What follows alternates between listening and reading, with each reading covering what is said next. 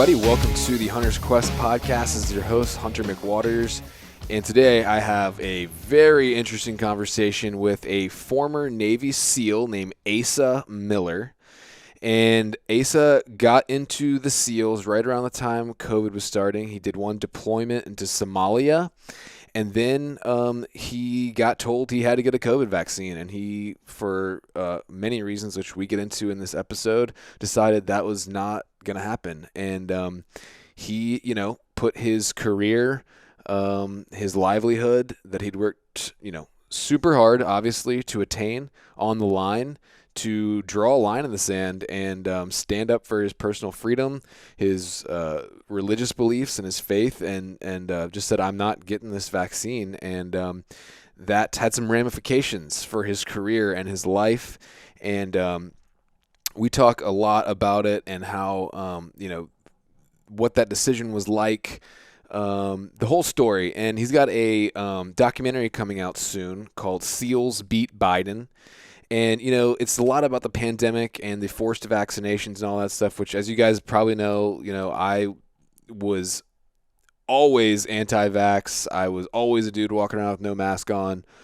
I knew pretty much, like I say in the episode, like one of the things I'm most proud of in my adult life, believe it or not, is that I, from day one, did not buy into this pandemic thing. And I'm not ashamed to say it. I'm proud to say it. I'm not throwing shade on anybody who did, but all I'm trying to say is the issues we get into in this podcast are bigger than just COVID and the COVID vaccine. It's a bigger foundational issue. It's about freedom, about liberty, about corruption at the highest levels of our government. It's about greed, and it's about good American Christian men or men of faith standing up as we have from the time this country was founded, standing up for what we believe in, personal liberty, and personal freedom, and our beliefs and our families. And so anyway, this is a really interesting conversation.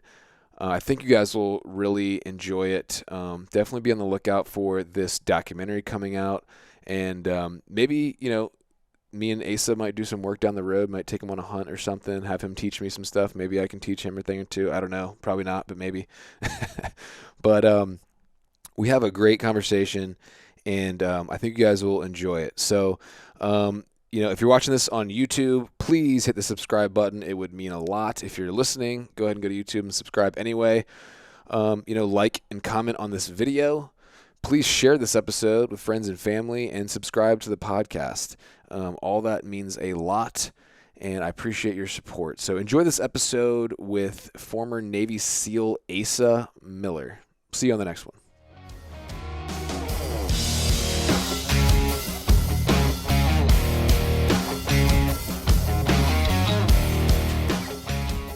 All right, everybody, welcome to the Hunter's Quest podcast. This is your host, Hunter McWaters. Good to be with you.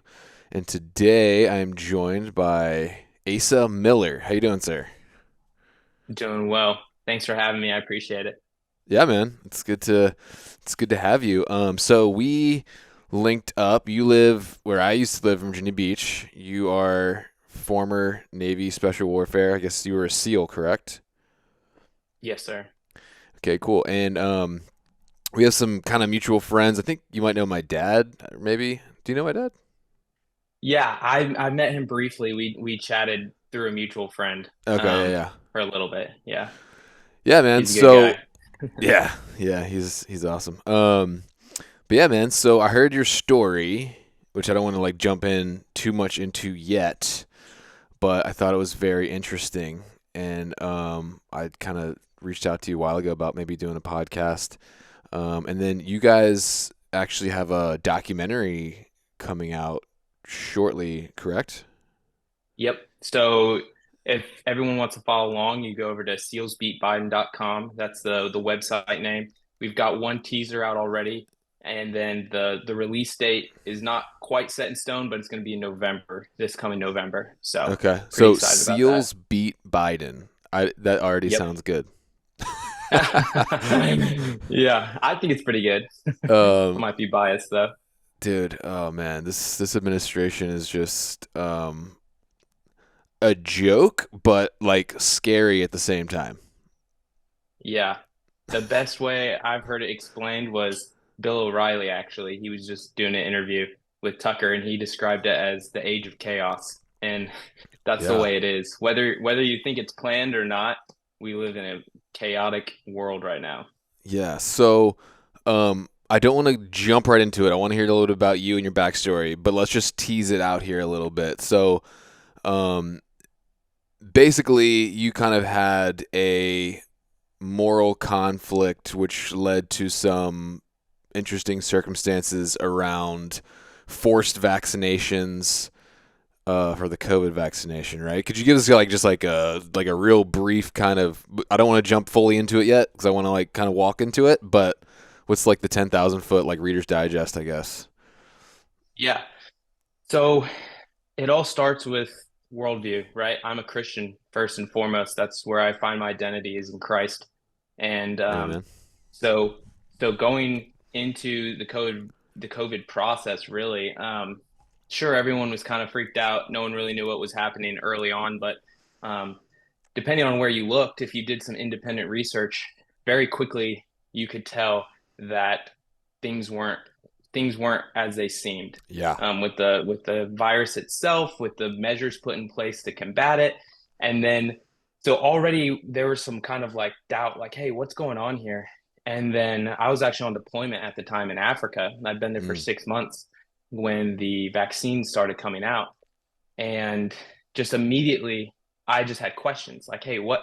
Like, I've just been living in a third world country, dealing with, locals on a daily basis, Yeah. no issues. And all of a sudden, it was kind of put as a unofficial mandate that we had to be vaccinated with Mm. these brand new vaccines to come home. And I was like, that doesn't make sense. I'm going from a dangerous place to a safe place. Why do I need Yeah. to get this? So my gears start turning like, all right, let me do some research on this. I didn't Hmm. get the vaccine.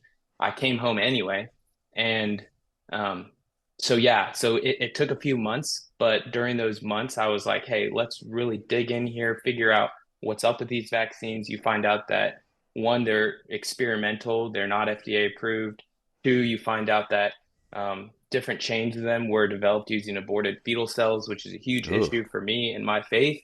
Yeah. Um, so just red flags everywhere, more or less, started popping Yeah. up. Yeah. And I'm. Oh, sorry. Go ahead. no, yeah, I was just gonna say, so that that kind of once the mandate eventually came down, I knew going into it there was no way I would get it. And that was before we ever got into the like efficacy of the vaccines Yeah. themselves, just the way they were implemented and the way they were developed. Yeah. Yeah. There's so much there, man. So I don't want to sound like. Well, I don't care. Actually, one of the things I'm like most proud of in my adult life, and I'm not kidding, is that I knew from day one it was total BS. This whole pandemic thing. Like, I was about to say I don't want to brag, but I kind of do want to brag because like I literally was the dude walking to Walmart, no mask, mid vaccine. I was flying. I remember being in the Denver airport, people like yelling at me, walking around in the airport too, no mask. I Yeah. saw, and this is like crowded airport, like just packed out airport. It was right when people started traveling again, but everyone was masked. And I saw like one other person, and we like both made eye contact, and we were like, yeah. But I just knew, man. Like, Instant respect. yeah, I just knew. Like, I think like you said, my faith is huge, and I think just being connected to the Holy Spirit, and also, I believe in divine healing and walking in divine health, and especially during this time, I was kind of really digging into that stuff a lot, and I was not buying it, man. I just wasn't having it. Yeah. No, and I think there were a lot of people who were right there with us mentally, but for whatever reason, and I think we could name a bunch of them, but for whatever personal reason, a lot of people just didn't have the courage Yes. to do anything about it. And so that's kind of one of the main themes that I've taken and my friends have taken, and the guys who kind of the team we've built inside and outside of the SEAL community have taken is we just want to be that shepherd, that kind of standard bearer who's saying, because courage is contagious, right? And Mm-hmm. so I think that so many people, for lack of a better word, are sheep these days. Yes. They don't have the knowledge or they don't have the confidence or some combination of the two to Yeah. do the right thing, even though intrinsically they know like this doesn't add up. This is wrong. Like, why am I wearing this cloth diaper on my face when it's the Yeah. most deadly virus to ever like that doesn't even pass the sniff test, you know? Yeah. No. And so I think a lot of people knew that.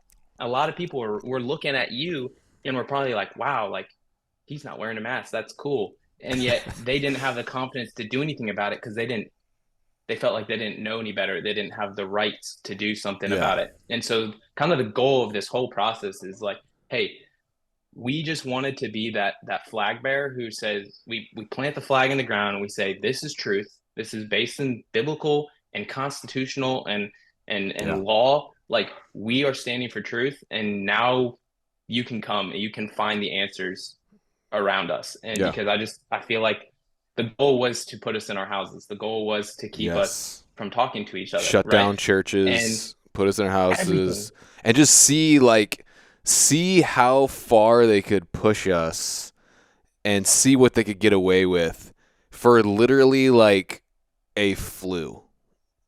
Yeah. Yeah. And the numbers are crazy, especially it feels good now. I mean, there's memes all over the internet, right? It's like all the different conspiracy theorist ones, and it's like I feel vindicated because every I've been told I was a crack for 2 years, and now everything that I Yeah. predicted came true, right? And name your meme, but um, the goal here is not really to relitigate the past and to like say, "Hey, I was right, you guys were wrong." Yeah. The goal here is this exposed systemic issues, Mm-hmm. and we like to talk about all these other things, systemic racism. We like to talk about trans theory and critical race theory, all these different things. But no, we have systemic issues, and it's in my belief, it's lack of confidence, lack of knowledge. We live in the age of information, and yet no one knows how to discern it. So the goal of what we're trying to do here is like, hey, all these things are true, all these things happened. Um, Now we need to do something about it to make sure that it never happens again. So Yeah. that's kind of the goal of this story. Kind of the crusade I'm trying to go on Yeah. now is I don't want people to come to me and apologize and be like, "Oh, you were right." No, I Right. want to make sure that this never happens again. And I Yeah. want to And you had a equip lot on people the with line. tools. Oh, sorry to cut you off, man. I didn't mean to, but No, no, you you're had a good. lot on the line. Like for me, it was like, oh yeah, people are gonna look at me weird in Walmart. People might yell at me in the airport. But I'm not gonna. I'm not. I wasn't really. Well, anyway, you were putting like a very hard earned career on the line, and like the federal government like telling you. So, what you did took like some real courage, man. And I know that's obviously part of you because of the life you've chosen. So, man, I applaud you for standing up for that. But and I want to dig For sure. into all this stuff a little deeper. But I want to get to know you a little bit too, and just kind of give some context to this whole thing. And I want to just hear more about your story, man. So, yeah, just tell me a little about like you growing up, and then kind of what led you to want to do what you do or did. Yeah. So growing up, we talked a little bit right before this started, but my dad was in the Marine Corps for 27 years. So I was born into the Marine Corps family, grew up until my teenage years. I was, moving from base to base, East Coast, West Coast, middle of the country. Mm-hmm. So service was always an important aspect of my life. I think my dad was also a strong believer, so he really implemented catechisms and just church every Sunday, reading our Bible daily, praying. So he raised me and my siblings. I come from a large family. There's 8 of us kids biologically, and then Nice. I've now two stepsisters. So we got a big family. But so faith, family, freedom, that was always super important. With my dad being in the Marine Corps, we were super proud of that. Deployed to Afghanistan. Um, so again, growing up, I kind of always dreamed of being in the military just because I wanted to walk in my dad's footsteps. Hmm. Um, and then he retired right around the time I went to high school. We moved to the middle of the country, Missouri, right outside St. Louis.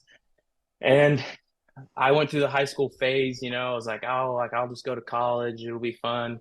I tried that for a semester and I was like, man, this is not fun. I didn't know what I wanted to do with college. I Yeah. just thought I had to go, right? Right. Um, and kind of at that same time, actually, my mom was dealing with cancer. She had colon cancer Oh wow. and she'd fought it once, had surgery, chemo, the whole nine, and had gone into remission for a little bit, and it came back right around that time. I was finishing up my first semester Hmm. in college, and it was also that was back in 2016, so there was a lot of kind of politics, a lot of world stage uncertainty. ISIS was on the rise. Hmm. I remember watching videos of those guys and just the brutality and Oh, evil, and dude. I was like, man, I want to do something about that. I made So the I think that mistake kind of of watching one of those videos too, and like it freaking like I couldn't sleep, dude. Like I don't know. It was one where they like burned the Turkish guys alive. I don't know why I yeah, watched it, but I did, and it was horrible. the most vivid one for me. I can't remember if it was that same situation, but they had a guy and they hog tied him basically over a pit and just and burnt him, and I was just like, God. how, like, we live in the 21st century, like how are we doing this to each other? It's Yeah. disgusting. And they put So that that stuff on really, YouTube, and then they're out here trying to like shadow ban me for putting like hunting on there. It's like, oh my or like the gosh, it's Taliban has a crazy. Twitter, but Trump doesn't. Like, come on. Yeah, yeah, Anyway. no, and no, those are all valid points. It's crazy, the censorship that we have to deal with, and that played a huge role in 2020, 2021 with the Hmm. COVID stuff. But yeah, so service upbringing, I saw the injustice overseas. I wanted to do something. I felt like we had leadership in the White House who would finally um, unleash our soldiers to do something about it. The military had been kind of um, not kind of, it had been restricted ridiculous amount by the Obama administration as far Mm. as rules of engagement and stuff. And my dad saw that on the tail end of his career, which kind of discouraged me from wanting to go into it. I felt like the military was being neutered. Mm. But seeing the new leadership, I was like, hey, let's do it. And then also, as I mentioned, my mom was struggling with cancer, and I wanted to. She was really struggling with trying to decide if it was worth fighting again because when Wow. it came back worse. And so I'd read a couple books, watched a couple movies, Lone Survivor, and I was like, this looks awesome. This looks hard, but it looks doable. And I wanted to do something hard with my mom to kind of like give her another Mm. reason to fight. And so I enlisted kind of on a whim in the Navy, went and joined the SEALs, got to go through a lot of training for that. So it took about 18 months or so, I think. And then came out here to the East Coast and that's how I joined. Wow, man. So, like, were you athletic your whole life? Did you have to train for that, or was it Yeah, fairly? I should have trained a lot more, I'll tell you that right now. I played football in high school. And so like I lifted, ran a little bit, but it was not something I enjoyed doing. And I was kind of one of those guys that I heard like in the books or on YouTube, you hear like, oh, you got to be able to run 30 miles a week or whatever it was.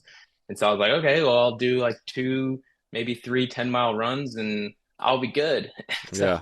I went into boot camp with some serious stress fractures in my legs, shin Ooh. splints. Not prepared, but just stupid and motivated, I guess. So going back on it, I wish I would have trained way harder. I guess God gifted me the stubbornness and bare Mental necessity of toughness. physical attributes.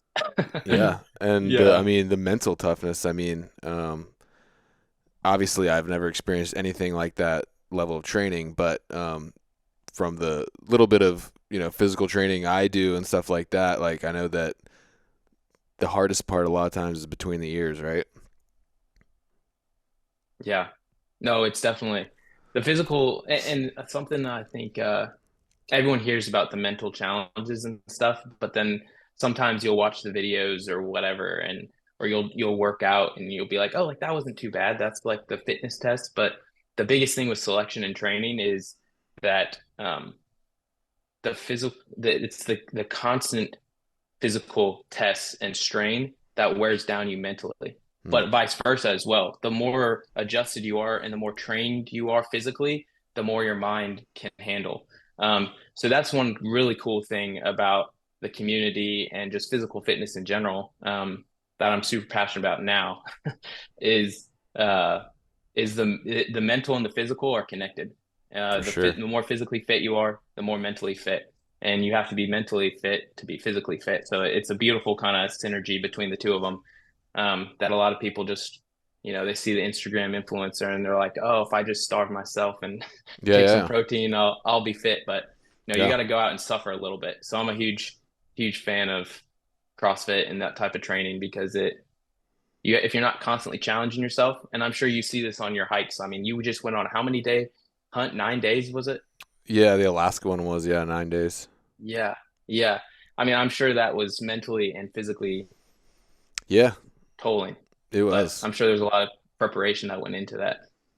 For sure. Yeah, I do CrossFit too, to prepare and like, just training hikes and stuff like that with weight, rucks, I guess. But yeah, that one was very mentally tough because I think I told you, but we were 70 river miles from the boat launch where the transporter was, and the deal we worked out with them was because they were booked up for like a couple years, and I was like, "Can you just drop us off and we'll get ourselves out?" So we had to pack raft out 70 Oh miles, man. and the last few times I've been in a pack raft were like not the best experiences, like kind of scary. And so like the whole trip, I'm just like, all right, we got to like put two caribou bowls in these inflatable rafts and get ourselves out of here. Like no one's coming to rescue us.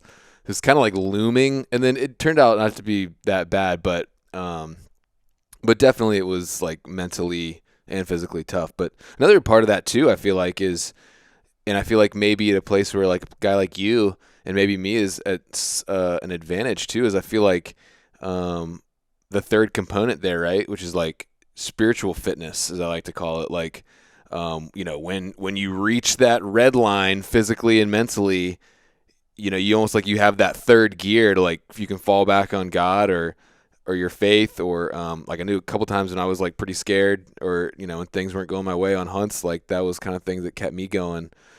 Was there a time through your training where you had to kind of rely on your faith and kind of pull into something deeper? Yeah, definitely. I think obviously everyone knows about Hell Week, or anyone who knows about SEAL teams, like that's kind of our claim to fame, right?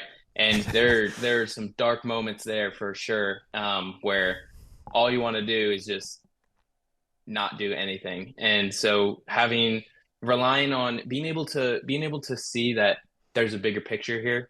I think if it had been all about myself, I definitely wouldn't have kept going because I'm not that important in moments of weakness.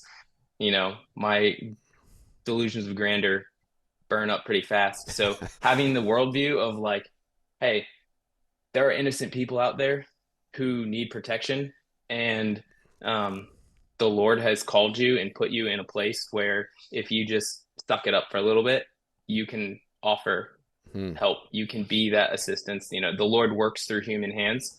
He's sovereign, but He works out His plan through us, and so we have to be willing Mm-hmm. vessels. And It's so amazing. I think I think definitely Hell Week is one of those moments that you can easily point to. Also, a huge moment for me in my life was I went into this trying to give my mom hope and courage, and she had it. She fought hard, but actually 2 weeks after Hell Week, she actually ended up passing away. Oh man, sorry. And so that was, oh no, it's yeah, it was sad, but it's been a few years. Still miss her, but that kind of that definitely was a huge moment in my life where I had to rely on that spiritual fitness. Absolutely. Especially because I was still in the midst of selection. I still had 4.5 months left of buds. And so that was hard being separated from your family. You had friends, but he had just known these guys for, probably 6 months at this point. Mm-hmm. So relying on the Lord in that time was definitely a necessity for me. And it seems like the easy times in life are also the easiest times to get lazy with your faith. And so it's Mm-hmm. those hard times, selection, passing of a loved one, um, career in jeopardy. Those are the times that force you to like, they say hard times show you who your friends are. Well, are you friends with the Lord? Do you have a relationship with the Lord? You're gonna find out when you're in the valley of death for sure. Yeah, 100%, man. Um, and just like I talk about a lot, but I feel like something that people don't really talk about much is that walk with God, just like your physical fitness has to be maintained and intentionally grown and developed. I know you said you do CrossFit, so like, do you have um, a practice or a practical thing or things you do on a daily basis or weekly basis to develop that, hone that spiritual fitness? Yeah. I've really tried to implement just the kind of bare necessity. I've tried to make it a bare necessity of life. Every morning you get up, the first thing you do is I try to go for a walk, 20 minutes. It gets kind of the mind flowing, and I try to pray for that 20 minutes. Nice. Focus the mind, and then I come back and normally my norm is I try to read at least one chapter in the Bible, different book depending on, I'll try to read one book through and then I'll bounce around, find, Old Testament, New Testament, something like that.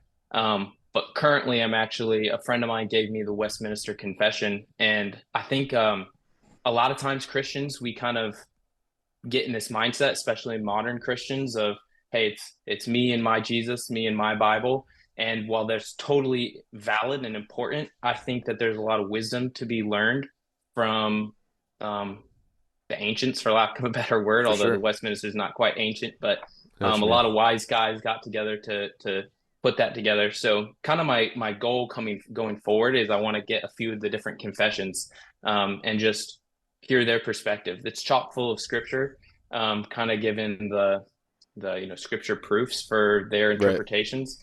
And I want to just read through two, three, maybe four of the different confessions and compare and contrast. And that's kind of a way Cool. I like reading, learning, but it's just a good way to kind of see all the different perspectives, see where it's pointed to in scripture, and then kind of challenge myself to go beyond just my own understanding. Nice, man. Yeah, I like it.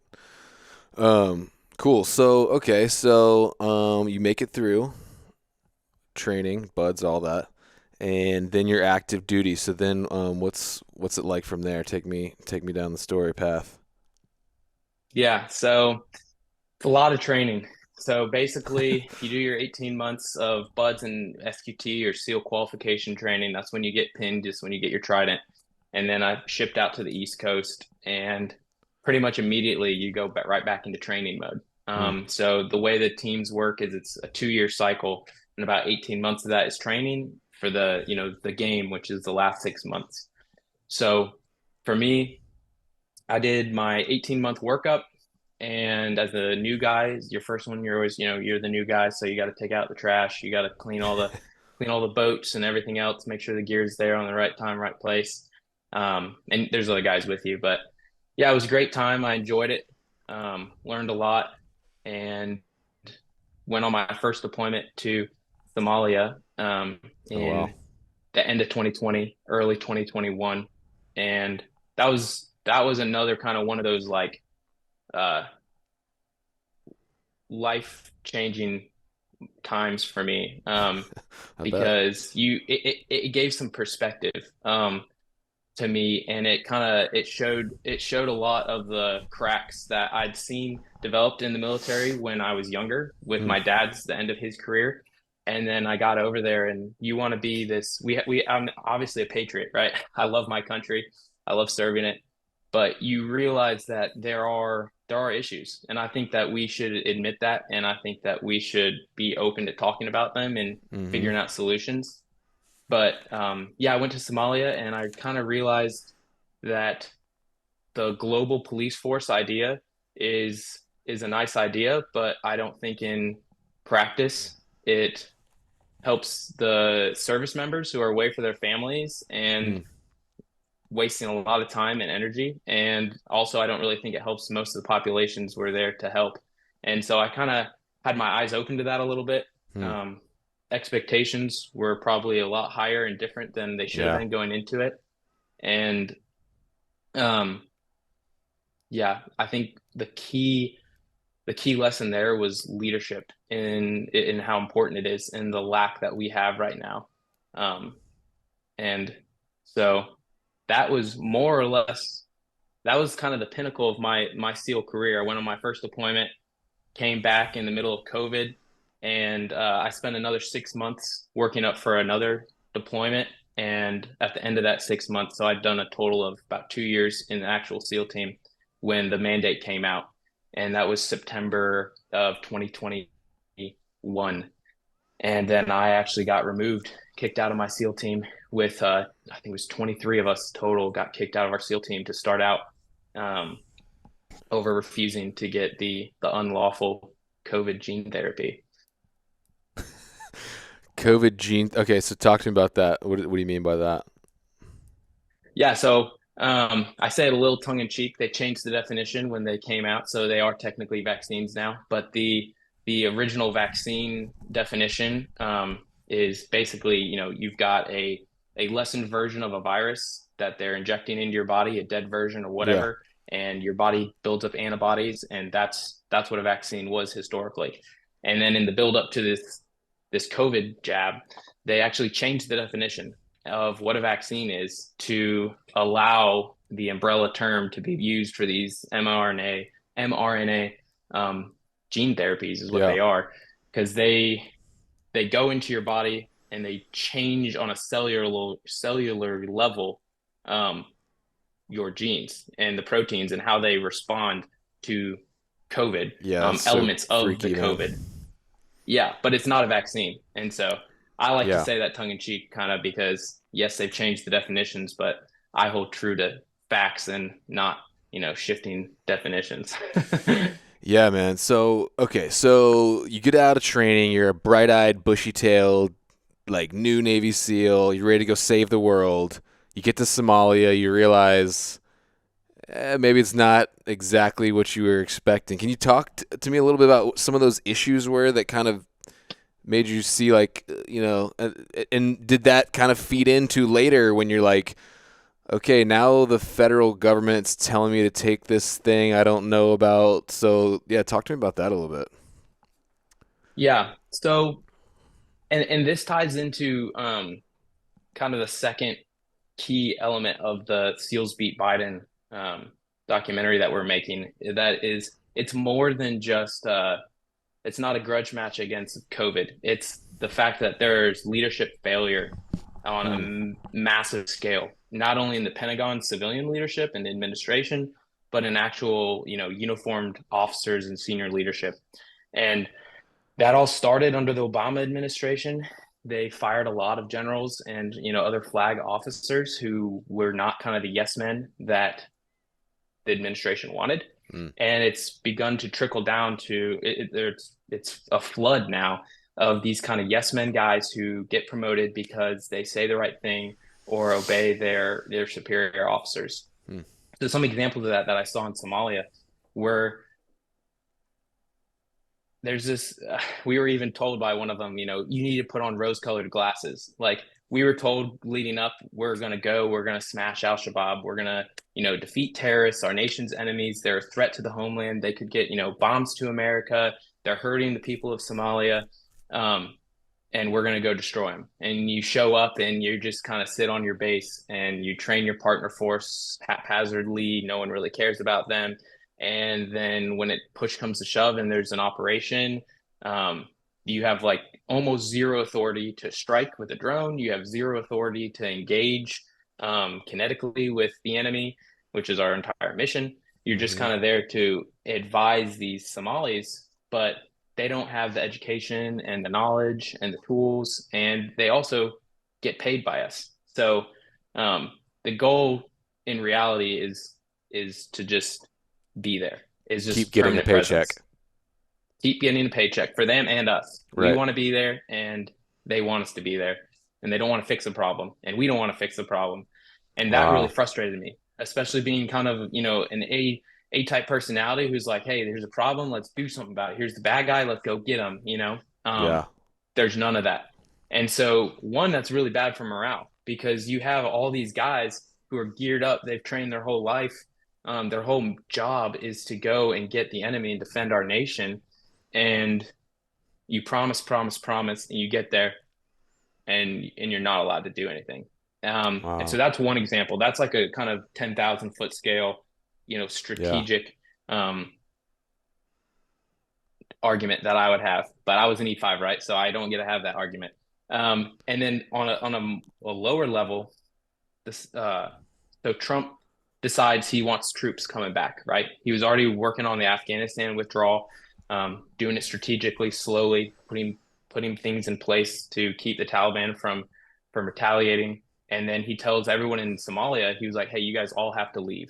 And we had a tentative, deadline, and it was astounding to me because as soon as we got that order, yes, we started putting plans in place to pull out, but at the same time, we were putting contingencies in place and plans in place to immediately start coming back Hmm. um, for like extended stays because the DoD, Pentagon, and even our own senior, NSW leadership don't want to give up that battle space because it gets them promotions. It gives us, strategic location, which is just, us to go spend money and get promotions and ribbons. Hmm. And so even when our commander in chief told us, he gave us a lawful order like, hey, you guys are leaving. America has no more interest here. We can accomplish everything we need to accomplish from, other strategic locations throughout the Horn of Africa. So if Somali forces are out, and immediately, kind of that deep state, if you will, started putting plans in place to circumnavigate that order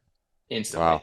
And I was just like, already I felt like our job was useless, for lack of a better word. And then as soon as we get a lawful order from our commander in chief, who, we've sworn oaths to obey, they start trying to circumnavigate him Yeah. immediately. And It's it's almost not like just they were him, it's like, not the oh, person. it's almost like there's like, oh, he's just gonna be there for 4 years. That was a fluke. We'll be back.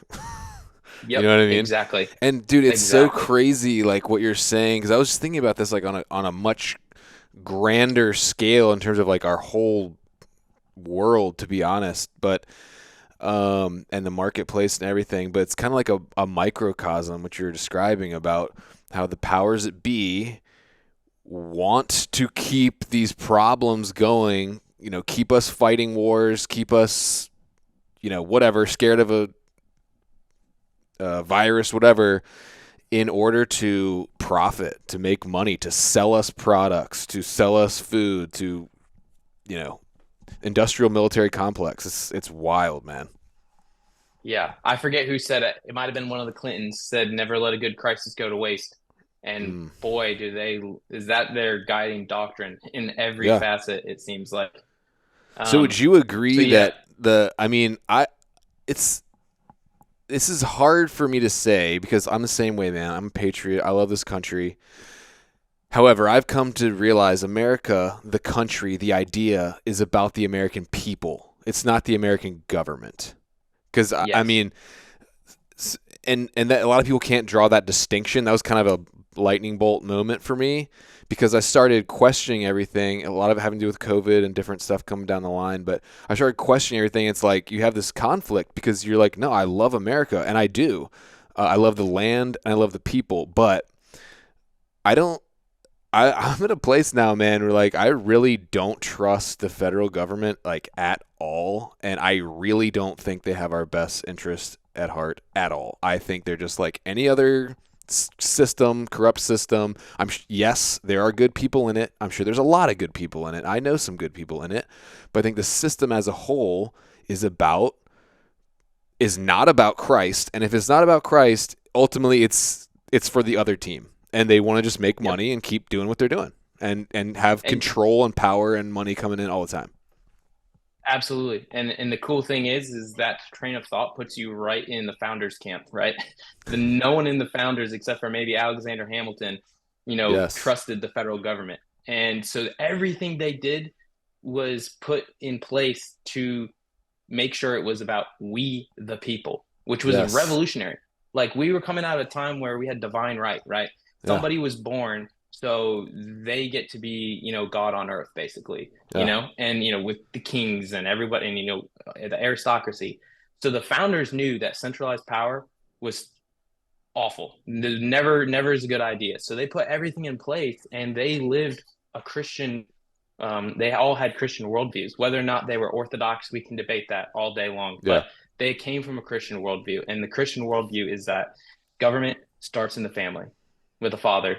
Mm. You have a father, you have a mother, you raise children, and that is where government starts. And then it progresses to groups of families, and you have communities, towns, small local governments, and then you progress to bigger state governments, and then the federal government, and power is to be delegated as low on that rung as possible.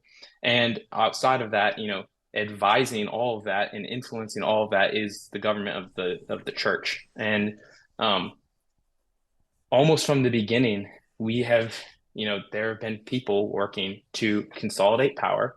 um, even one of our first presidents, John Adams, was, yeah, had a little bit of an aristocracy bent in him. Alexander Hmm. Hamilton obviously did. Central banks were a big thing to him.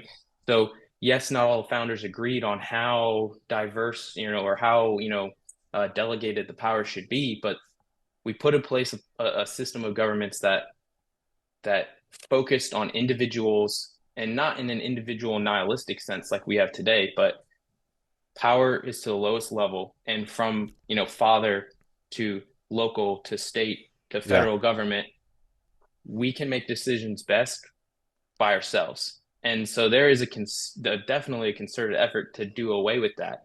And um and yeah, it's sad to see, but Yeah. sorry, I went on a little rant. I No, you're forget good, where you man. started with that. We lost it somewhere. And even myself, until just recently, I lost that, and I couldn't see that America is not the federal government. America is, like you said, the people, the families, the individuals, and not of them, all of them agree with you. And there also are bad actors in America. Like not every American person is good, but Absolutely. yeah, and people need to make that distinction, because I was having this tension of like, man, I really dislike and distrust the government, but I love America and I'm a patriot. Like I don't want to be like anti-America, because I'm not. But then I Yeah. realized that there's a distinction there. But I don't know. Did you ever get to the point where you felt like a cog in a broken system, or is that like a little bit too strong? No, I think that's a great way of putting it. And um you know it's hard because as a SEAL, we're taught to be independent thinkers. We're taught to be problem solvers. Our Hmm. our ethos says that and when there's no leadership, we're going to step up and be that leader. So we're taught to have integrity. We're taught to be leaders. We're taught to take action. We're taught to do what's right. We're trusted to do what's right. We're the guys who at night, with very little oversight, are in the building by ourselves, having to make life and death decisions, and we are expected to be trusted. We are trusted by the people of this nation to make the right decision in those life and death moments. And so that comes with a huge responsibility, and it comes with a lot of training, and it comes with a lot of promises. And so then to be put in places and situations where we're out of this side of our mouth, we're saying, hey, this is our mission, we're defending America, we're doing this or that, and then out of this side of our mouth, we're not doing any of that. um Mm. it definitely put me in a moral conundrum, and I have a lot of friends who, since this has kind of gone away, the mandate was taken away, they've gone back to the SEAL teams, or they're still active duty around different branches. And some of them, they reach out to me. I had one buddy reach out to me the other day, and he's struggling to this day because he loves his country.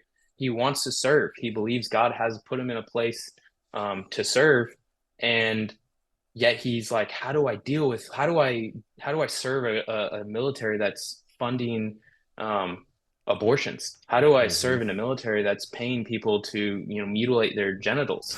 And like, how am I serving a country that's placed a man who dresses as a woman as an admiral in our service and, puts him up as like woman of the year type awards. Like It's it's such a joke. you Yeah. do feel like that cog. You feel like like how can I be the light of Christ? How can I live, a godly life myself if I'm associated with these people? And so that's where we're at now. That's the kind of call to action is like, hey, how do we group together? How do we figure out to be that light while still being in the world? Because I would never advocate for retreat, right? Like I don't think we need to go to our house and our church and close the doors. Like that's not our mission. Yeah. So finding a way to not be a cog is the mission at this point. Mm.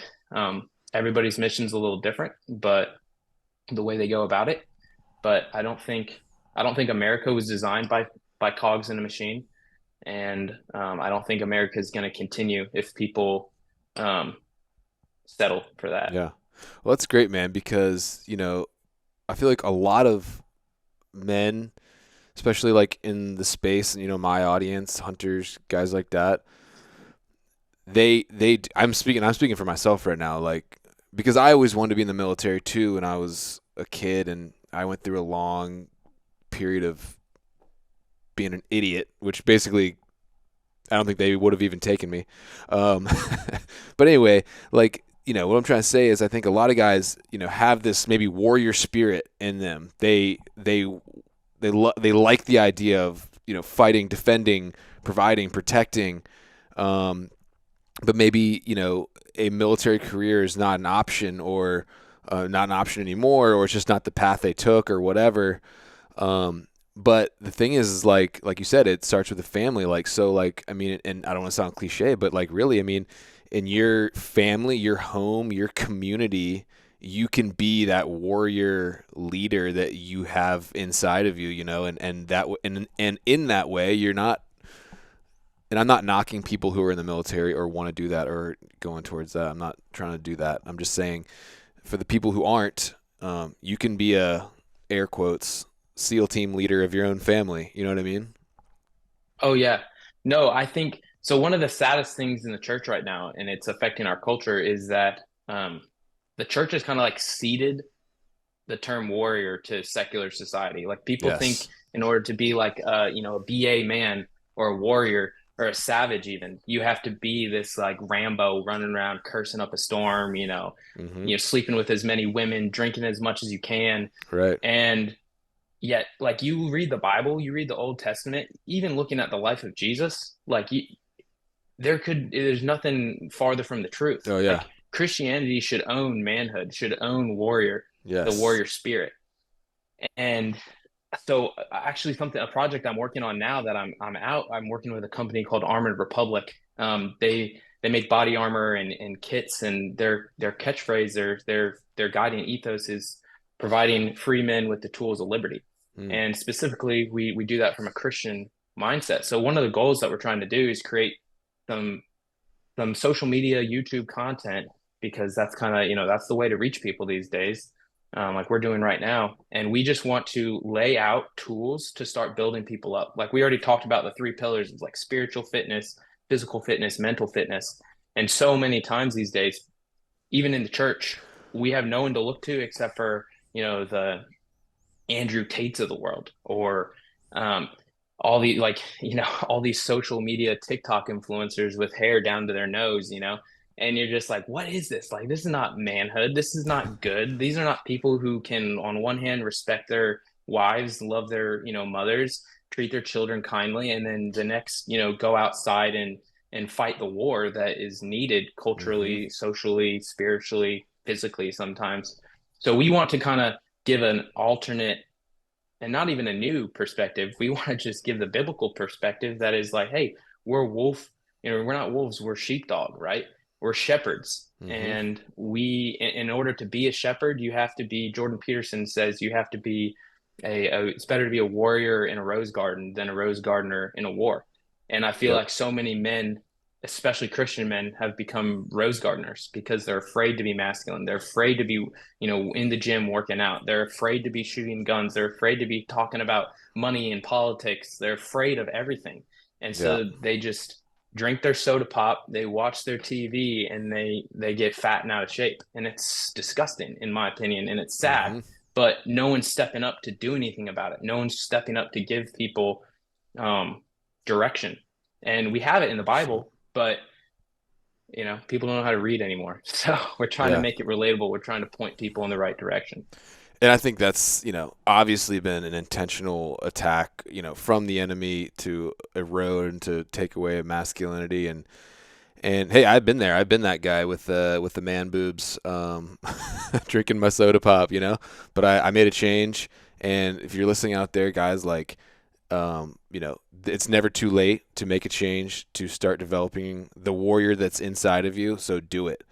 Um, and that was a good word, brother. I want to get.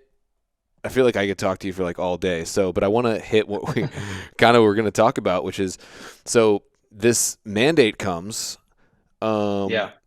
and I'm just going to play devil's advocate here, because something I heard someone, when you sign up for the military, you basically say, "Hey, here's my body." I mean, you guys basically get chipped, not really, but I mean, so you're kind of signing up for, I'm going to do whatever the feds tell me I have to do. Just playing devil's advocate here. What was it that, kind of already talked about it, but just maybe go a little bit more into like, why did you decide like, hey, this is where I draw the line. Like, I'm not doing this, and walk me through that whole Yeah. kind of process Yeah. So first and and the foremost, I fallout. would say, yeah, no, yeah. So first and foremost, I would say, before you even go to boot camp, you raise your right hand and you promise to, you know, protect and defend the Constitution from enemies foreign and domestic. Hmm. And people like to forget that part. So when I sign up to be in the military, I am not signing away my constitutional rights. I'm protecting and defending them.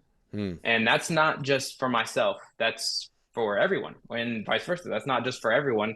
And then I'm like, this useless, clone trooper. Yeah. Like, no, I'm a free American. And you look at the Revolutionary War in Washington, in order to try and boost recruitment and stuff, he realized, the old ways of treating your soldiers like drones wasn't going to work anymore. So he even offered, in the early years of the war, he offered guys to re-enlist if they would stay, and they wouldn't even have to sign paperwork. So legally, they weren't even on paper Yeah. enlisted, but he trusted them. He extended that hand of trust to his Mm. guys, and thousands of them stayed, even when they were getting whooped on a daily basis by the British. And so, historically, no, we're not drones. We're free men. We have our own rights, every single one of them, the same ones you have, I have, and I'm defending them. And that's everyone's responsibility. But I'm actually held to an oath to do it when I join the military. So immediately, I would say to someone who tries to use that line of argument, like, no, I'm the one who's sworn to protect and defend from enemies, Yeah. foreign and domestic. You have rights just because they're God given, and you were born here. I have a step. I even have a higher amount of rights, You have a or claim on those greater. rights. I have a claim on those rights, exactly, because I'm defending and supporting them. And so immediately, I kind of laugh if someone tries to use that against me, which people have. But no, so yeah, coming back from Africa, we're looking into everything. I'm seeing, there's no science that's supporting these things. It's incredible science that's developing these things. Like, maybe 20, 40 years down the road, once we've done tests on them, maybe mRNA could be a great thing. I don't know. They better stop using aborted fetal cells. But so the science in and of itself, I don't think is wrong. I love science, right? God gave us science. Yep. But Science is the man's the way of point, explaining what God does. yeah, I love that definition. So huge science guy, right? Just the facts of the science showed that these things weren't ready. They Hmm. weren't tested on anybody. The only tests that we could find were on rats, and I forget the percentage, but I want to say it was 40 to 60% of these rats were getting cancer and dying. And so I'm like, I don't I don't want to put this in my body. And secondly, we've already gone over the abortion issue, the science issue. These things are untested, unproven. And the most common sense thing is I've tested positive for COVID twice while in a third world country, and I was asymptomatic and completely fine.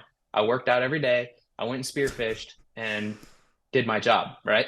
So there's no reason for me to get The this. risk reward And balance is not there. yes, the risk reward balance is not there. And their biggest selling point, because before it was ever mandated, their biggest selling point was that it's a risk to force, risk to mission. Like if we don't do this, like we can't do our mission. We can't, and you're going to endanger people's lives. And I'm like, again, I don't have to be a scientist to know I just lived in a third world country where people wipe with their hands to know that I'm not a risk to force, risk to mission, you know? Yeah. And so it doesn't pass faith test, doesn't pass the sniff test, doesn't pass science test. And so I said no. And they tried a lot of different things. Each team did it differently. It was very coercive. You had across the DoD, because this is another thing too. Like this was not just like the SEAL team persecution. This was DoD. This was Oh yeah. federal. Like we Yeah, had yeah. OSHA mandating small businesses and Hmm. hospitals, nurses, teachers. Like my little siblings trying to go to school in Texas. We're trying to figure out like, can I even go to school this year?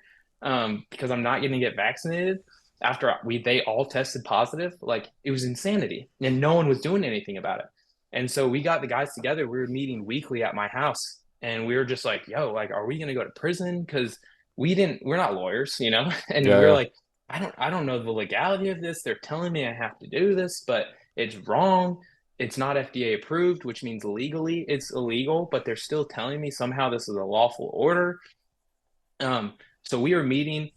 Thankfully, at this time, a buddy of mine who's still active duty, but his old pastor was plugged in with some awesome faith leaders. A lot of guys from Apologia Church out in Arizona. Jeff Durbin is their head pastor, James White. And then Douglas Wilson out in Moscow, Idaho, another awesome pastor. Presbyterian, Baptist, bunch of different guys. They pulled a team together. And then we had some political guys as well come in, and they were able to find a couple lawyers who will be um, in the documentary as well. Kind of tells this whole story, so I don't want to give too much away. But Yeah. we got this team together that literally the only way to explain it is the Lord intervened, right? Like He put people in places that we could never have dreamed of. I'd never heard of these guys, had no dream of meeting them, and they showed up at our doorstep pretty much. And we had a meeting at a local church here where friends, family, guys who got the vaccine, guys who weren't opposed to it but had questions. We brought in a huge group of dudes and we just talked about like, hey, these are our fears, these are our beliefs. Can you help us explain? Are we crazy? Are we conspiracy theory? Do we have legal grounds to stand on? Hmm. And we just built this awesome team out of nowhere. And they set up a foundation for us called Stand with Warriors that's active and growing right now, to provide financial resources for veterans and active duty members who can't defend themselves but are being persecuted. Hmm. And so it just really started growing immediately. And they provided us with the means to be like, no, this is right. We're standing on our beliefs. We're standing on our convictions. We're standing on the Bible first and the Constitution second. And we're not going Yeah. to do this. What So was? Let me at jump in my real quick. team, Let me jump in real quick. yeah, yeah, yeah. What was the general, like, if you were to take just the whole teams? I know you can't, like, it's an oversimplification, but was like 50-50? Was it like 70%? We're like, yeah, let's just whatever, let's just take it, or was it like a lot of guys didn't want to? What was the kind of general? I would say, and this is past the point where people can get in trouble for this, so I'm not afraid to say this, but I would say at at most or at least 90% of SEALs disagreed with the vaccines for Mm, one wow. way or another. Like either it was medical, whether they thought it was stupid, whether they thought it was religiously wrong. I would say the number is probably 90% thought it was wrong. And I would say to this day, even though their numbers say, probably like 80, 90% are vaccinated, I would say that of the people who said they were vaccinated, I would say maybe 70% are lied about it. Whether they got a shot and shot it in the trash can, whether they got a fake vaccine card. And, you know, I Wow. struggled with sharing that information at first because for a while it could have got people in trouble. Um, and I want to protect my brothers. But Sure. at the same time, like we're talking here about being men, we're talking here about being guys who are trusted to go into dark rooms and kill bad guys and save innocent ones. And yet they believe something is wrong as simple as it may seem as a vaccine, right? And they don't even have the mental or they don't have the courage to say no for Yeah. whatever reason. And And I like get it. they A lot of send guys you have guys families. into places where people are shooting at you, and they're gonna force you to do something you don't want to do. That's like 99% survival rate. It just doesn't like logically make any sense.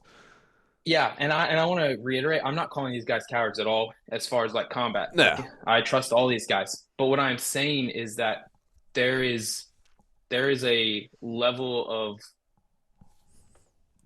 we're supposed to be men of integrity and we should have the courage to stand for what we believe in.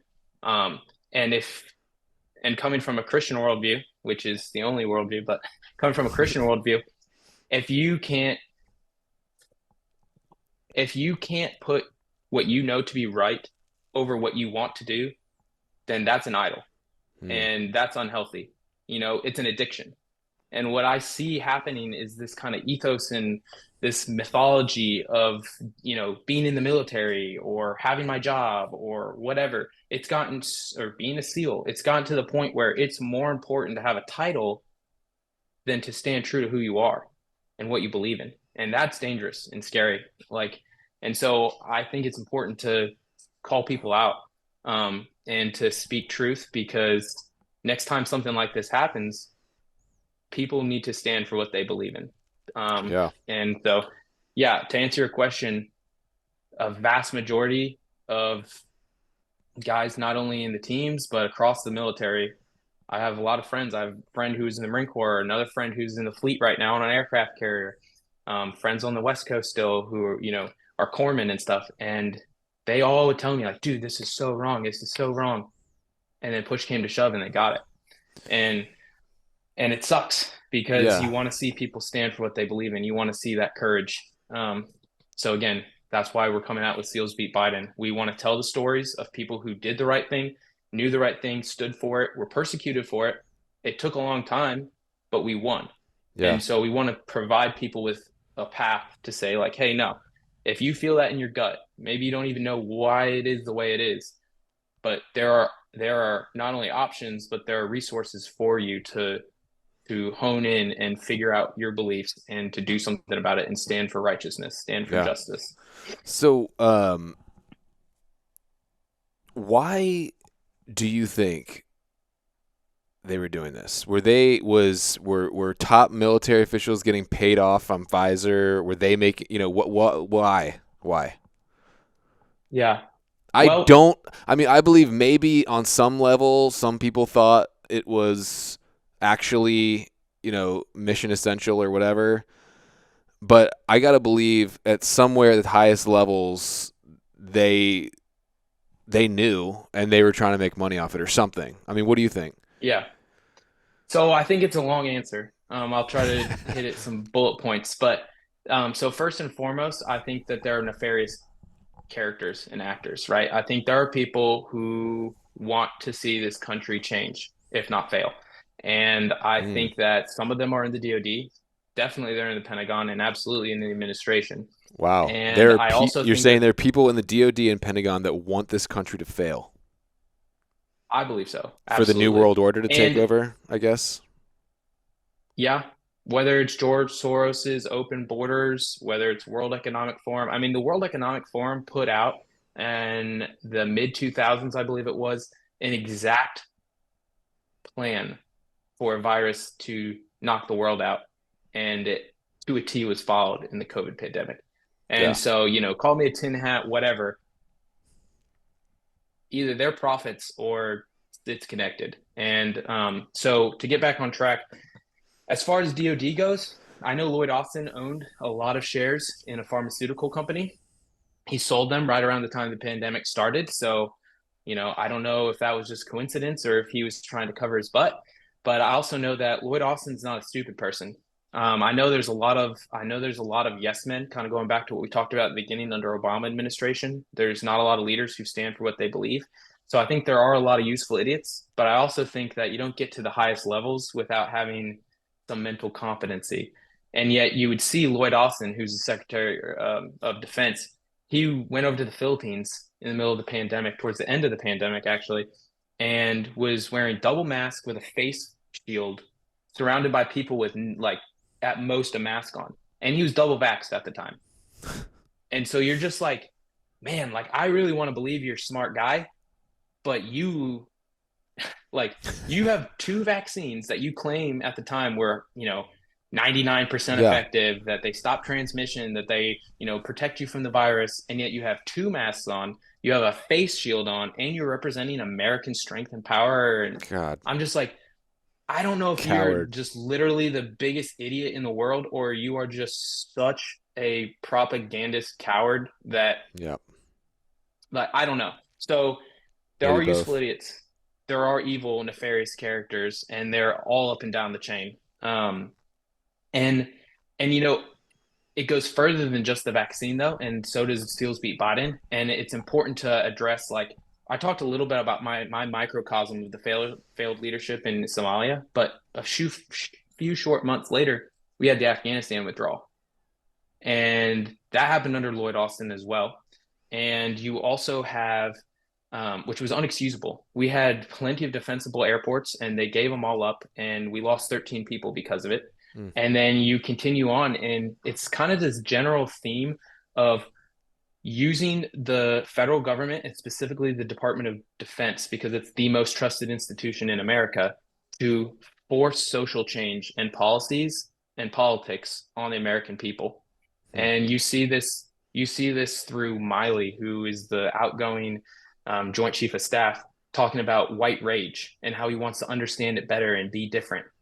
And then he goes on that the incoming Joint Chief of Staff, General Charles Brown, says that there's too many white officers in the military, and that we need to have basically reverse racism, if you want to call it that, to force out white officers, Hmm. keep them from joining, and to bring in minorities. Which, hey, I'm all for minorities being in the military.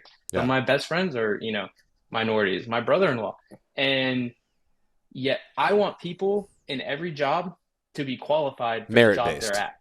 Yeah. Yeah, and that's the whole point. And if there's any institution in the world that should be 100% merit based, it would be the institution that you rely on to save your country from invasion, right? Right. Yeah. Like, and yet here we have the top generals in our armed forces, the outgoing and the incoming, hating on white people and telling us that we have too many white people in the Yeah. military. And you're like, but you're supposed to be apolitical. You're supposed to not care about these social things. And then also General Charles Brown, when the whole George Floyd thing happened, like, hey, you can say it was murder, you can say it wasn't, you can say it was caused by the drugs that were ravishing his body, you can say that he was an awful human who had, raped and abused women, or, you can say the officer was terrible. I don't care. Like, we can have that argument. But what you shouldn't do as a four-star general in the military is come out in the middle of a politically heated social debate and take a stand, take a Right. side. And that is what our incoming Joint Chief of Staff's general, General Charles Brown, did. So to answer your question again, like, this goes so far beyond COVID. This goes so far beyond Yeah. a vax. Did he make money? Did he not make money? Like, what are you doing to the military? You are destroying the trust in the military. You're destroying the efficiency and the war prowess of the military.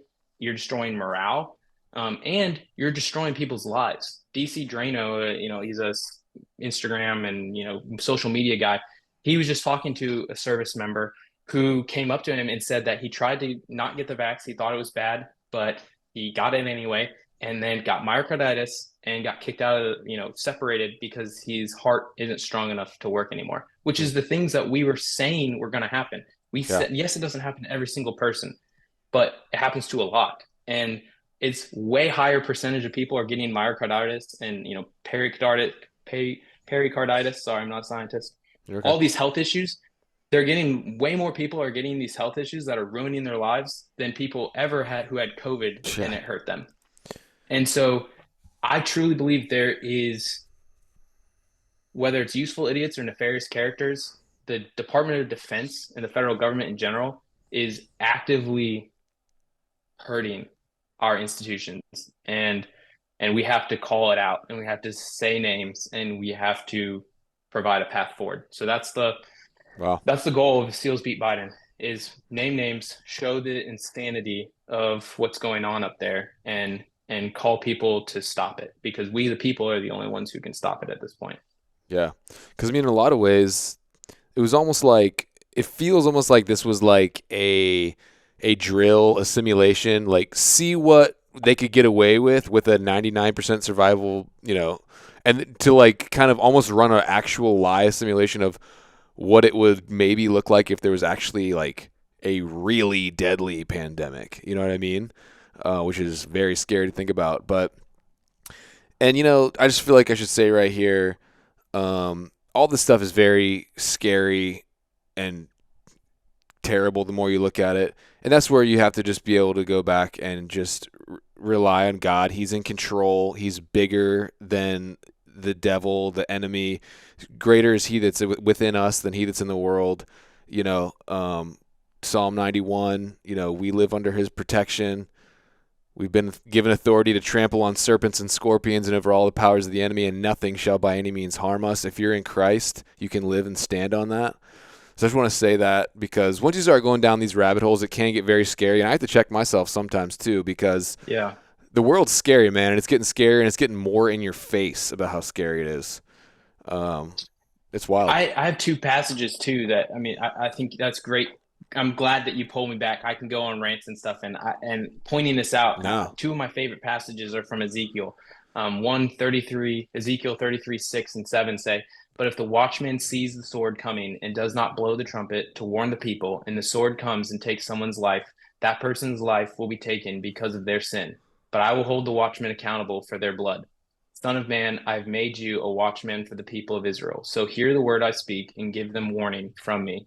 And then the second one is Ezekiel 34, 2 and 5. And it says, "O shepherds of Israel, who have been feeding yourselves, should not shepherds feed the sheep?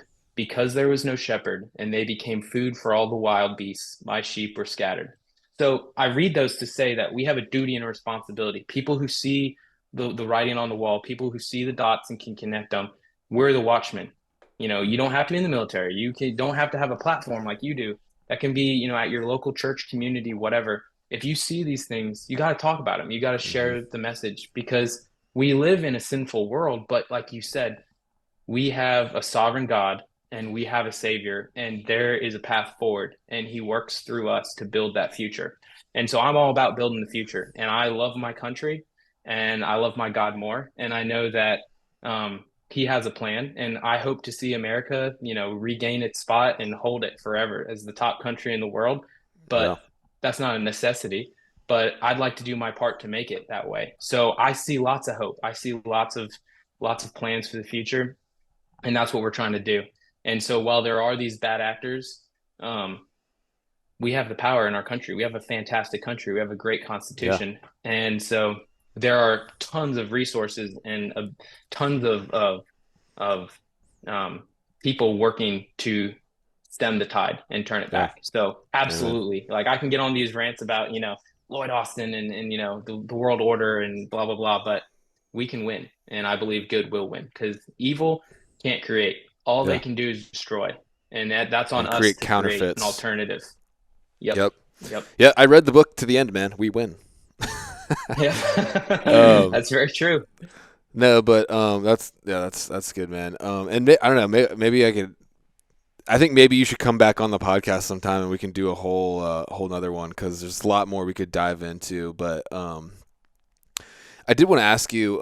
You see a lot of you've seen a fair amount of like randomly athletes passing out on the sports fields and stuff, and I feel Yeah. like probably it very intentionally. I'm assuming you don't hear, at least I haven't heard a lot about that kind of thing happening in the military. Are you aware of lots or a significant amount of adverse effects from vaccines happening within the military? Yeah. So this is one of those sticky things, because people who don't know or who want to use it will try and point to that and be like, "Oh, like you don't see massive numbers of guys in the military, getting hurt." There are specific cases, like I just mentioned with the DC Drano one, and then I actually know people personally who got the first shot Hmm. and had terrible reactions. I know friends who have myocarditis now, and so one, I see it on a personal level, and they've told me to my face verbatim, like, I feel like I will never be the same. And this was coming from an officer and a guy who played soccer um, at a professional level. Hmm. And so, one, I've seen it. And then two, you have to remember, what did I tell you about those numbers? The military says we're at 95, 99, whatever Oh, most percent people, vaccination at this point. yeah. Most people, if not an outright majority of people, very close to it, especially in my community, a vast majority faked it. So, of Wow. course, you're not going to see adverse reactions. Of Yeah, course, the numbers are skewed. And that's something you got to remember with science. Like, the science is only as good as the numbers and yeah, who's putting them together. for sure. And so, um, I see it. The athletes, you see LeBron James' son the other day, Yeah. incredible athlete coming from an incredible father, um, athletically at least, and collapses, has a heart attack. And you're just like, this is not normal. This did not happen three, Yeah. 4 years ago. Yeah. Once, maybe, twice, maybe. Yeah. You didn't see people dying on soccer fields all the time. You didn't see football players collapsing in the middle of the game from a small hit. Like, Yeah. it's crazy. Yeah. But people, just the power of, I don't know, cognitive dissonance or whatever the term would be, of just like trying to just hang their head and go to work and pay the bills because our economy is in shambles, and they are having a hard time connecting the dots, I feel like. Yeah, man. And like you said, it's so much bigger than just about just this one specific thing. It's a bigger issue of like you said, of liberty, of drawing a line in the sand, you know. Um, yeah. So I don't know, man. Is there anything else that you want to like, like I said, I'd love to have you back on. Maybe we could dive into some more stuff, like more in detail. I don't want to take up a whole bunch of your time today, but is there anything else that we kind of didn't hit on you'd want to like mention real quick or anything? Um, the last thing I'll say is that, to kind of wrap up the Steelers beat Biden, is that this was not a small number of people. At one point, there were 250,000 service members who were refusing the vaccine that Hmm. were all going to get discharged. And it started out they were all going to be dishonorably discharged. And there was a lot of guys who were dishonorably discharged or were discharged. Some of my friends were discharged with discharges that put them in the same category as sex offenders, and they'll never be able to rejoin the military. So this affected a lot of people, and it took a lot of courage for all those people to stand up. And so we want to give voice to all those people. Yeah. Um, we want to fix and bring restitution for the people who were harmed by this. And um, the other thing too is that it's so important, more now more than ever, for Christians um, to lean into their faith and to understand why they believe what they believe, Hmm. and to exercise our constitutional rights to follow our religion. Because a lot of guys put in religious exemptions with this, and that'll be part of the story that you guys will see.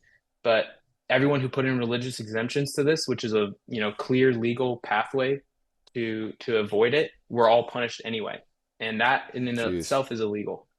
So, but they did the right thing. They relied on God.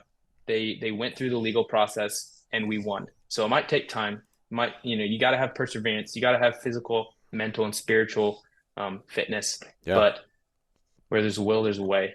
And Be a um, warrior. so, yeah, be And a warrior. we never really closed it out. Like, I realized that when you were talking, like, I never really heard like the end of your story. So you guys kind of banded together, and you decided this was not an option for you. What happened?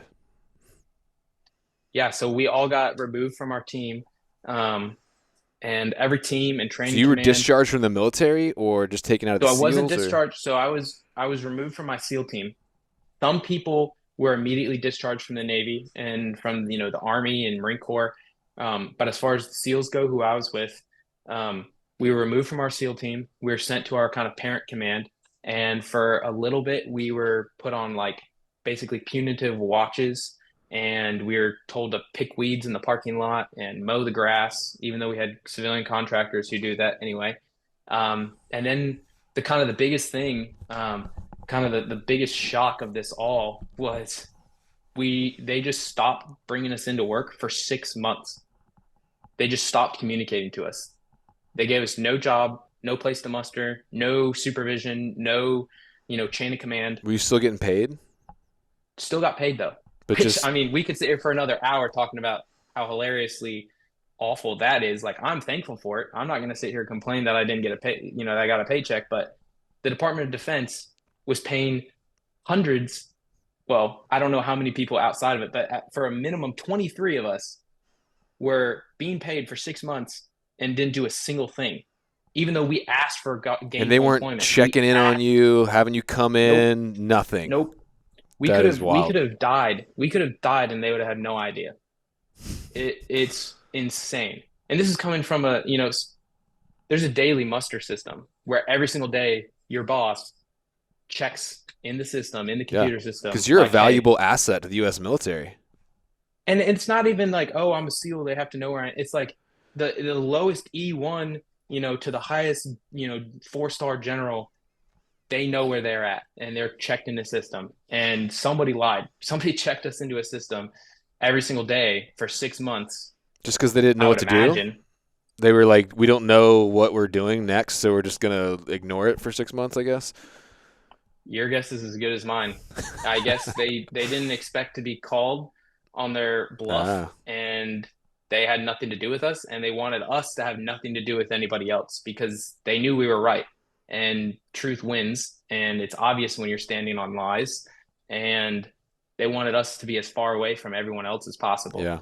They probably And just thought if you just sat there doing nothing, getting a paycheck, you'd either stay quiet or maybe change your mind or, you know what I mean? Like, not just, they didn't want to push the issue. Like I said, they probably knew they were wrong. And if it was really pushed, they would get proven wrong.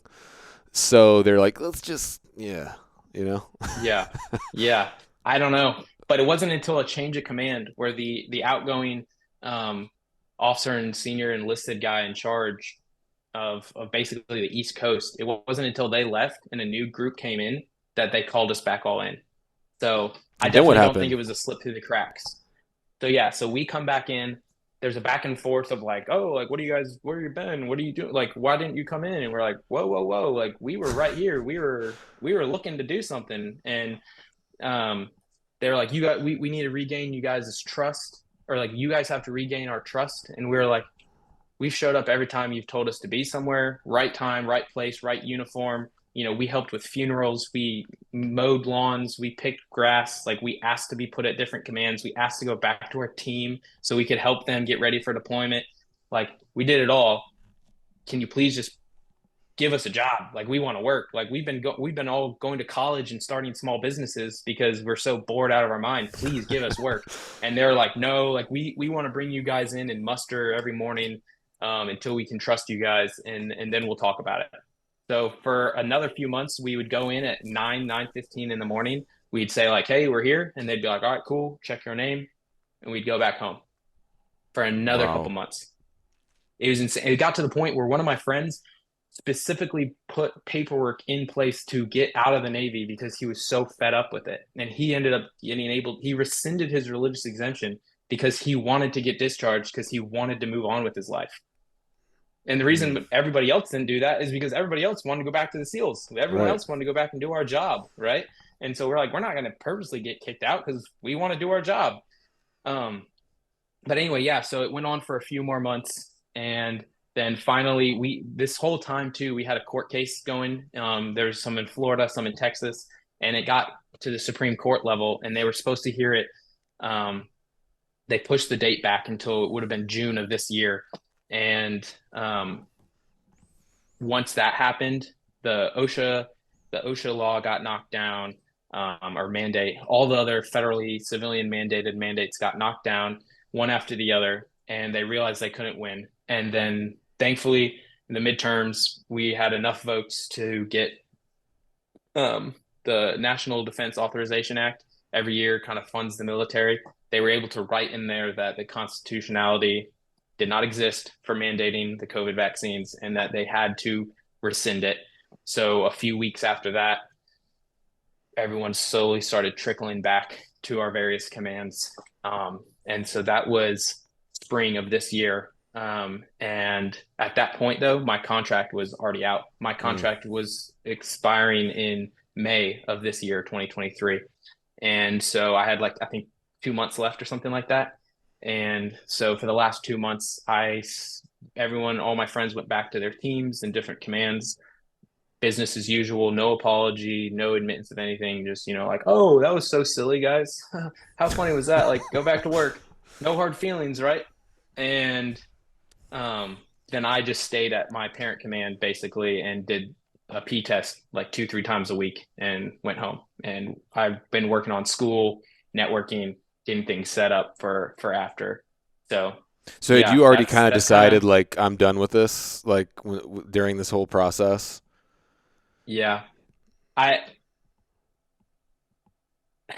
it's hard to obey orders and respect leadership, which is kind of a necessity when you're in the military, when those guys have no accountability.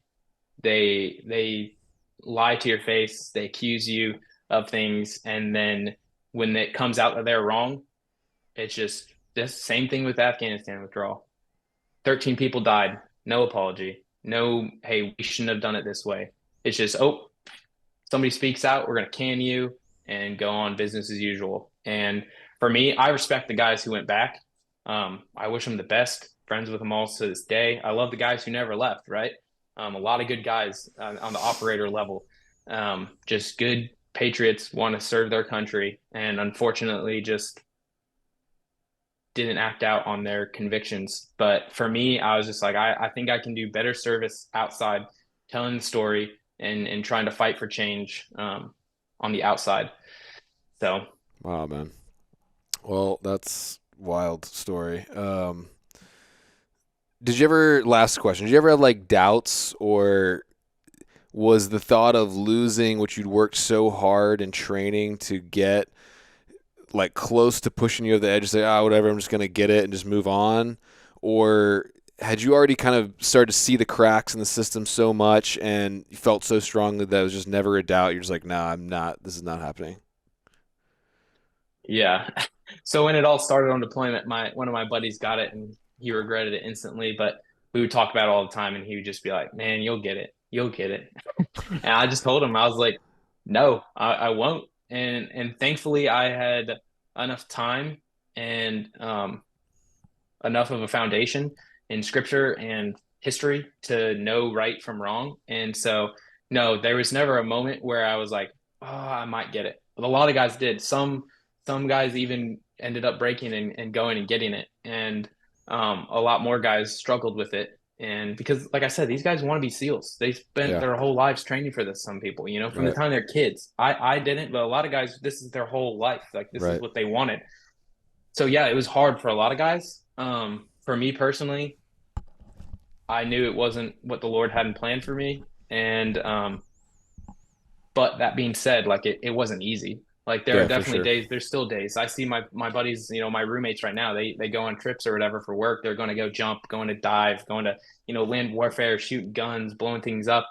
And I'm like, man, like I'm sitting here, as wonderful as you are, I'm sitting here talking to my computer screen, and these guys are jumping out of Well, dude, airplanes. come So hunting there's with me, definitely, man. You need to come on a backcountry trip with me. You'll feel right at home.